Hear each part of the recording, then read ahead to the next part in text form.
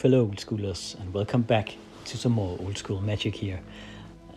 After the Mono Wars matchup before, we're back at the gathering the evening a couple of weeks ago, and I'm playing the other one of the two new electric eels that just recently joined our playgroup.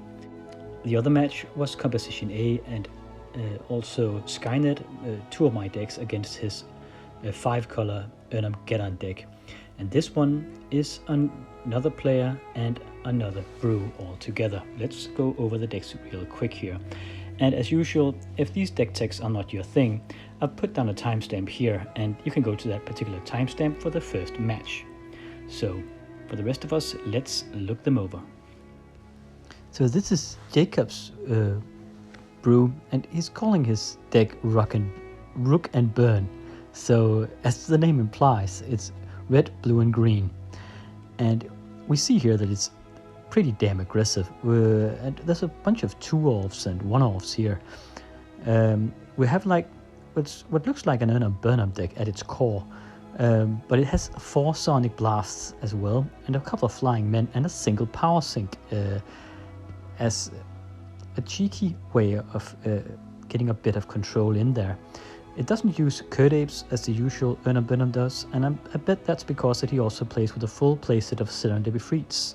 And with those Flying Men, that is a lot of Arabian Night cards here already. So yeah, he might be fearing City in a Bottle.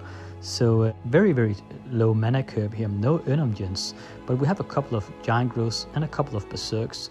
There's even actually a couple of Disenchants there, so in a way, this is a 4-color deck. So these guys, they do like their colors, that's for sure. As for sideboard, besides all the critters, he has an Energy Flux and a Hurricane, 2 more Disenchants in his sideboard, and a couple of Red Blasts, a couple of Control Magics, 3 Black Wires, a couple of Blue Blasts, and also 2 more Power Sinks in there.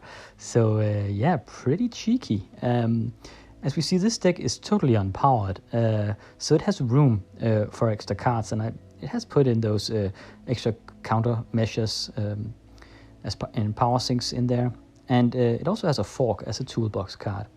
Now, it's coming up against, first of all, my Composition A, and after this best of 3, we'll have a match with Skynet. I've gone over this deck a bunch of times on the channel before. It's 5-colored, it's built around a mono black core with Gens and Hypnotic Spectres, a very big removal package with Swords to Plowshares, Lightning Bolts, Disenchants and Sinkholes to make room for the Gens. It's fully powered and has access to to a host of broken cards here in all the colors.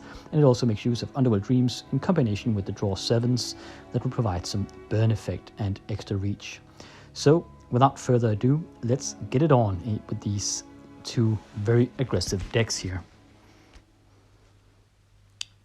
So we have myself on Composition A on the right here, on that Electric Eels playmat. And that's a beautiful playmat that he plays with there. Let's see. Okay, this is my hand.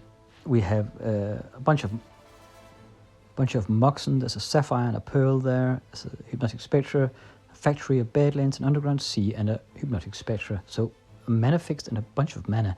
Here's his hand: Silver Library, Power Sink, Lightning Bolt, and a Script Sprite, and a Pendlehaven, a Tiger, and a Tropical Island. So in a way, this is a match between a fully powered deck, as in the Composition A, against an unpowered Rush deck here. So let's see who's on the play. Okay, that's me. First couple of Moxen and the Sol Ring. Would have been nice with a Mind Twist here, but let's be fair. Okay, so he's starting off a bit more steady and with a Script Sprite here, and I am completely mana fixed with 2 black mana, and as a Hypnotic Spectre. I don't know what I'm against here, so I'm scouting him out as we play along. But there's a Tiger and a Lightning Bolt, so those Hypnotic Spectres will likely not live very long against this deck. Showing his hand again here, drawing a Power Sink and the Sylvan Library. Okay, getting down a Factory. I am mana fixed, but I need new cards. Okay, I'm emptying my hand here with a Time Twister. I have an Untold Dreams in hand. Would have been nice with a third black mana source just to get a bunch of burn in on top. But this provides a heck of a lot of card advantage here, as he has a lot of cards still in hand. So I think he has 4 cards in hand, so it's like an Ancestral Recall. I'm a bit more than that, actually. I'm ahead 3 cards here. Here's his new hand. Ooh, 3 Lightning Bolts and a Tropical Island. Just a lot of burn. So let's see what comes out of Composition A here. Another Hypnotic Spectre, but we've already seen how many Lightning Bolts he's up against here. Here's my hand, Underworld Dreams and a Factory, a Disenchant, City of Brass, and another Disenchant, and a Scrubland. That's not very good at all. Pretty mana flooded, actually. Chain Lightning, oh my god. So he must have 4 bolt spells in his hand. Elvish Archer coming out, passing the turn right back. So putting the Defending Factory up here, as I probably thinking about trying to block that Elvish Archer. That Chain Lightning is a bit of a giveaway. It is a pretty full burn package I'm against here, so it must be some variant of like Urnum Burnham. Underground Sea, Underworld Dreams coming out here. The first damage Composition A has done in this game, as I'm only drawing Spectres and they're not surviving against all that burn. Okay, so he comes swinging here, and I elect to try to draw some bolts out. I know that he has bolts now. Yeah, otherwise he wouldn't attack with the Elvish Archer, as his factory can just pump itself, but I have enough mana and I'd rather have him burn the factory than burn me. So putting down another creature, showing even more as a Berserk as well. Another factory coming out, but he can't pump itself at the moment. So I'll have to wait a turn until I can block that Elvish Archer. Just a bunch of damage again here. Now Giant Growthing the second Script Sprite. So putting me down to 8 lives here. Then bolting me. I'm surprised he didn't Berserk it, actually. Okay, down to 5 life. Look at this. Oh, so fast. I can't block the Elvish Archer now, and he must have used a lot of his hand here. Okay, Sink of Empire coming out.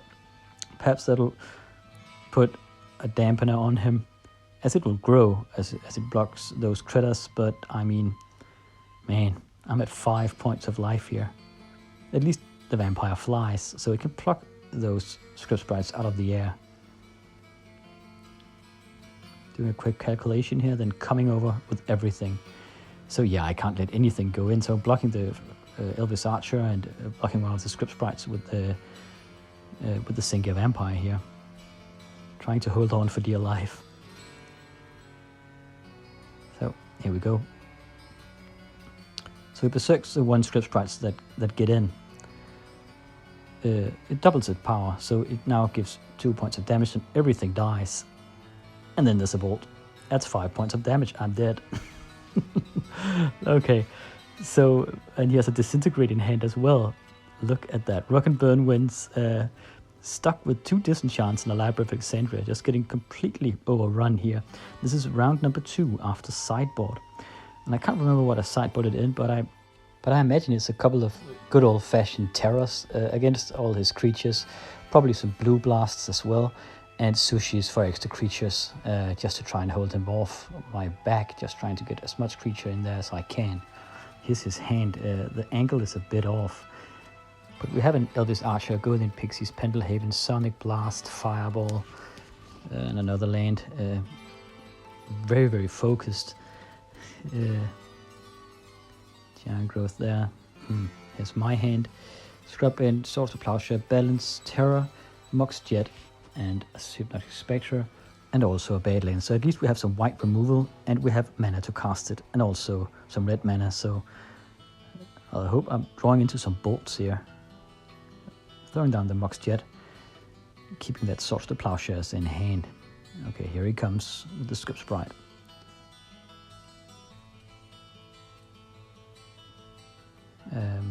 So I take it on the chin. I think I'm waiting for him to perhaps cast a Giant Growth, but he doesn't choose to. Instead, he plays just another script sprite here. So I wanted to get a 2-for-1. I just need him to empty his hand and really watch out for not play too many draw 7s here unless I can kill him, because man, is his hand ever aggressive. Here's a balance. Just to get some card advantage and get rid of those script sprites. As a fast effect, he just straight up bolts me. Now I have to discard one more card.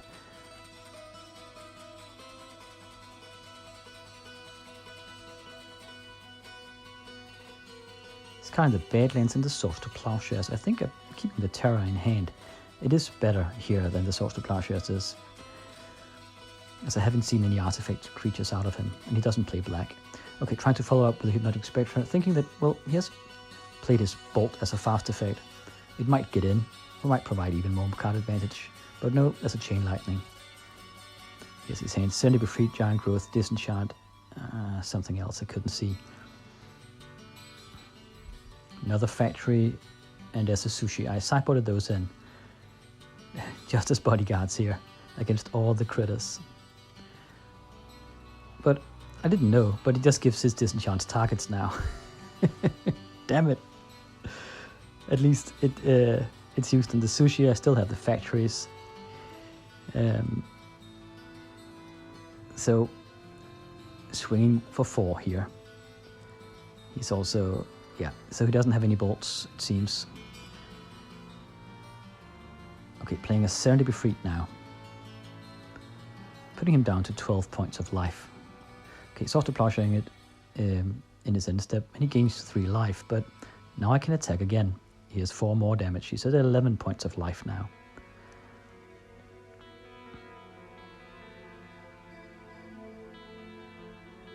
I think I still have a Terror in hand, actually, against any creature he might pull down. So he just passes the turn here. This is a bit dangerous, but we might as well keep up the pressure here. Okay, here goes the Disenchant. And one of the Factories, the other one gets in. I'm fine with that. I'm just grinding him down here. Okay, Serenity Be Freed coming out. And my end step, there goes the Terror, terrorizing the Serenity Be Freed. And coming over again with the Factory, putting him to 6 points of life here. Just trucking on, removing his stuff, and he puts down stuff each turn. But that Flying Men, he can't really survive an encounter with a Factory. So unless he has a Giant Growth or something. Okay, looking through my graveyard, I might have a Giant Growth here. Regrowth, I mean. Yep, that goes. Taking out the Sushi. Just want to really, and then activating the Factory. He blocks with the Flying Men and then Giant Growth it. But I just want to finish the game with that Sushi now. Now he counterattacks with the Flying Men and puts down another flyer here. Okay, drawing into a Pearl, putting down the Sushi. You're just trading blows here. There's a Pendelhaven. You can't pump one of those flyers into a 2-3, but it won't be enough. He can't even double block me. Okay, so he just attacks here. All right. And then disintegrates the Sushi, taking a point of damage, putting him down to 5 points of life here. Now he's on top here. He can swing for 2 each turn. Passing the turn here. Here he comes again. And then pumps one of them, and as a response to his pump, I'm just terrorizing it, waiting for him to do that. He puts down a scrub sprite. The Flying Circus here, Army of Small Critters, City of Brass.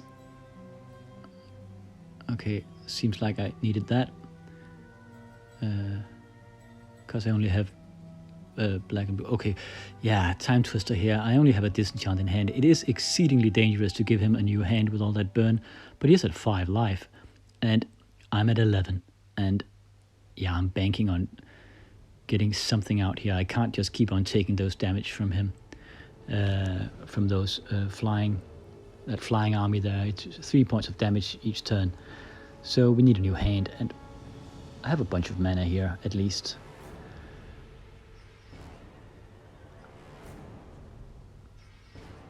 So, yeah, getting our graveyards in, and just had to reset the camera.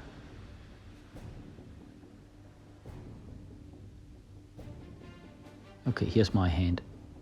Badlands, do some Djinn, City of Brass, and a Factory, and a Bolt, and a Scrubland, and a Badlands. A lot of mana again, but at least there's a Dusum Djinn, and also the Factory and the Lightning Bolt. It will prove crucial, I imagine. Though I can't play the Dusum Djinn, I only have 3 mana here. And it is pretty dangerous, as it does damage to me, but it is pretty hard for him to handle without Swords to Plowshares. I can't really know if he plays Swords to Plowshares at this point, because I've seen Disenchants out of him, so he might. But it would be rather weird with a strategy where he just tries to rush the other guy down. Swords to Plowshares doesn't really work with that. Okay, so attacking Script Sprites and using the Pendelhaven on one of them can't really do anything, so it gives me 3 points of damage here.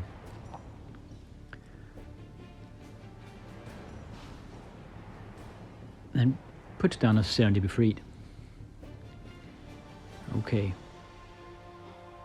And the Flying Men.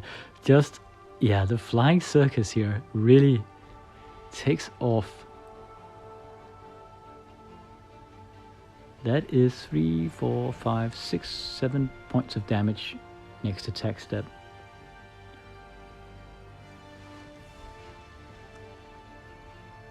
There's the Badlands from my side. Now, we know I have a Lightning Bolt in hand, but I don't know what I drew into.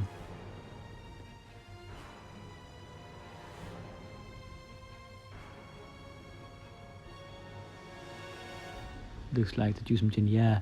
Now, it's pretty nice, but he can't block any of the flyers. But if he attacks with everything, I can finish him next turn. He's at 4 points of life. Keeping the Badlands untapped here. So I can bolt him in his next upkeep if I survive this one, or I can bolt any creature that he plays, so I can kill him with the Dusum Djinn. So he attacks with everything here. Yeah, and I can't really block.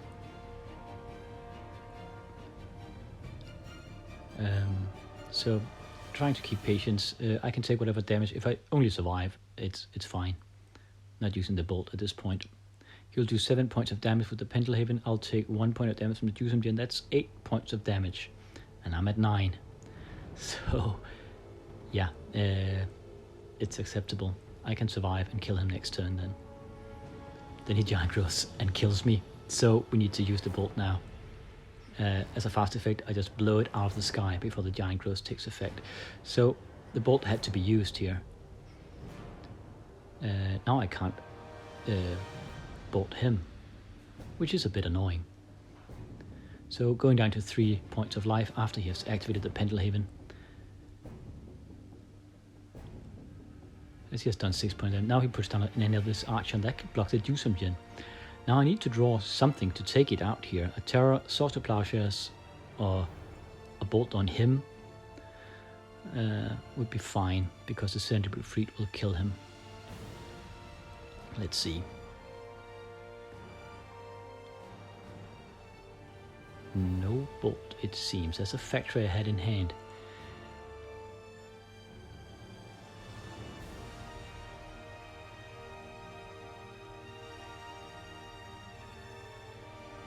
Giving it a good think now. Attacking with the Dusum Djinn. Blocks with the Elvis Archer. And it dies. Okay, there's this Sinky Vampire coming out here. So I must have drawn into him. So passing the turn here. So he goes to 3 life. Or he should. Seems like he's forgetting. But he is at 3 life at this point. And then he nicks my, my vampire with the control magic. And then comes flying over. With all the creatures, I can't block them. That's game. Man. Yeah. I just got obliterated here. So, yeah, power ain't all that. I'm fully powered, and he doesn't have a single Mox and no blue power. But, I mean, it just provides a heck of a lot of room for him to put in additional creatures, additional burn, and just, I mean, overrunning me. So yeah, this is time for some reevaluation here of Composition A. I did lose a final not too long ago against Erna Burnham with this deck that was powered, but still, I seem to have difficulties with these very aggressive burn decks, sometimes at least. And this was just, I mean, yeah, got crushed. Well, that might be putting it too bluntly. He was down to 3 life. An epic game here, but it was 2-0 for the Rock and Burn. I need something in my sideboard to handle this, so I'll give it a good think. And yeah, after this stinging defeat, but very cool game, I'll be back with Skynet against this brew. Let's see if it can do any better than Composition A. I'll catch you in the next one.